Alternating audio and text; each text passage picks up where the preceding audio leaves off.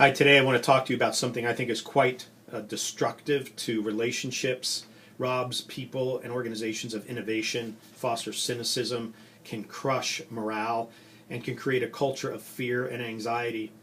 And that problem, that issue, is legalism. It rears itself in business and education, in religious institutions, sports, arts. It doesn't really matter. Wherever you have organizations and people working together, you have the potential for legalism. Let me give you 3 signs that legalism's rearing its ugly head. When people begin to value rules over relationships, that would be the first one. Just recently refinanced my home in the current climate of the mortgage challenge in our country. I had solid credit, solid financial standing, the numbers were right, but there were so many rules, so many hoops to jump through that it became difficult to go through the process. It took months. And it was very frustrating to me. And it was frustrating for some of the people trying to work with me, the bankers and others that were involved in this. It's just there were so many rules that it seemed that my relationship to the institutions I'd had for so many years and the trust that had been built didn't matter. Rules mattered more. That's where things get a little too legalistic. A second sign is when we value being right over being righteous. When someone says, no, my opinion, my point of view matters more than our integrity as an organization or my integrity as a person. That's what I mean by righteous. It's not just a religious term. Think of it in terms of integrity.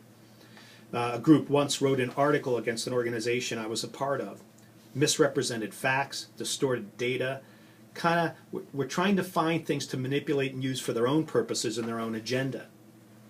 I confronted them on this particular article and pointed out the discrepancies in it in light of reality and gave them the real facts.